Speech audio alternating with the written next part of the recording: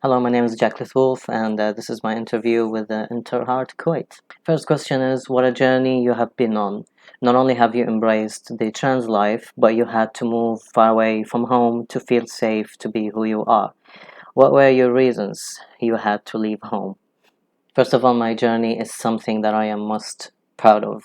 It made me the person I am today. Going through all kinds of hardships made me become so grateful of everything that I have, made me capable of helping and guiding others from all walks of life. Now, to answer the question, I had to leave to find home elsewhere because a place wherein I am not welcomed and ridiculed doesn't make the concept of home but a graveyard. If my own people don't want me, I don't want them. So I had to go away to find somewhere where I can be loved, welcomed, even celebrated for who I am. And I found home here amongst the Australian society. Second question goes, what lessons of love could you teach those who fear transgender people? I've been contemplating this thought in my memoir book that I've been working on, where I am explaining it with more depth and detail. But if I am to simplify the answer, no matter how harsh this sounds, we cannot teach those who do not want to be taught. This is the blatant truth. We can't change people who don't want to change. What I could only teach them is one thing, and that is the fact that love starts within oneself. I had all the rights to become an angry, hateful person. All the rights. I have gone through everything anybody could fathom. But in the end, I've still stayed true to myself, stayed reasonable, and overall stayed kind. The golden rule in life is to treat others the way you want to be treated, period. And it's even easier to do because it's more difficult to hate. Difficult for everybody. And it's so much easier and simpler and makes everybody happy and peaceful to simply love and enjoy everybody's presence.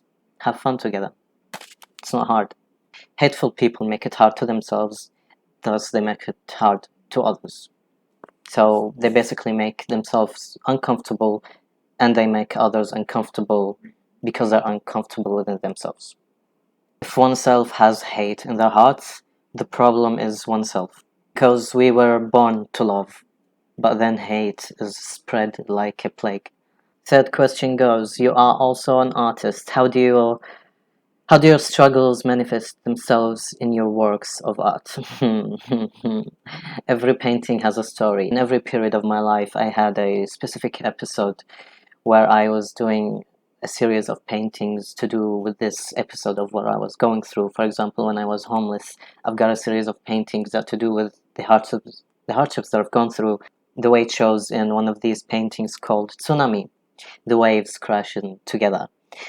And Tsunami was made by layering so many colors. The fact that I wasn't looked after growing up forced me to lose my dream of wanting to become an artist, which I've long forgotten about until 2019 when I was 26 years old. That's when I was homeless and I started making a living as a starving artist, and my story has been slowly appearing on the news here and there, and that slowly helped me build my artist's repertoire. And because I am self-taught, my artworks are of what I call je ne sais quoi of an abstract nature, with which I portray, as I said, with colors and different brush techniques too, my feelings, thoughts, memories, everything about me, the past, the future, and my present. Question the fourth. As you begin to literally embody the gender you identify with, what positive changes can you see? Everything. With a true and sincere sense of self, everything changes for the better. One who doesn't know who they are, like I was, wouldn't be able to live with themselves, let alone with others. The one and only reason I had to suffer my whole life to a point I had to go homeless upon graduation from university was because I was deprived from my sense of self since as young as I can remember, which led me to isolating myself from the world, from my parents, from my brothers. I've been living in my own bubble for so many years. So many years. So many years. But then when I started my hormone therapy, I think it was in 2017, when I was still studying university and even before going homeless, that's when my confidence slowly started building up as I caught up with my true gender at last. But to my luck, and I would say my good luck, homelessness had to also come hand in hand to help build myself the best version I could be, and reshaped my identity as a whole to a point that I am now the very total opposite of the person that I used to be. In so many ways, almost like we don't have anything in common, apart from being kind and helping and very introverted and stubborn. And that's why I survived, baby, and I'm gonna keep on surviving. Last question goes, if you could say something to those who repress their identity for fear of prosecution or feeling ostracized from society, what would you say? We say here in Australia, hitting the bucket. Don't hit the bucket. Fly. Spread your wings. Fly. Fly. Spread your wings. I literally have like a back tattoo that has like cyborg wings because I invented my own freedom. I invented my own luck. I invented my own future and present. And in the end, this is the reward I got. Peace of mind. So paint your own path. Find yourself a better place, away from unnecessary noise and drama. And just because you were born in one spot on a map doesn't mean that you have to live and die there. You don't have to make yourself suffer where it is deemed hopeless, right? Changing your own life is in your own hands. Trust me in this. Experience with all kinds of hardships and obstacles, and I've done it my own way. I found a way through it because there is always a way out. There's always a thread of light as long as you have the candle of hope in you still alight.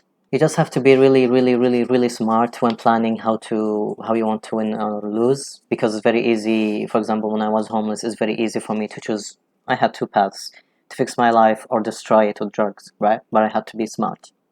I chose the non-dramatic path. I wanted to sleep feeling good about myself. You see, I came to Australia without money, without friends, without family, and even without English.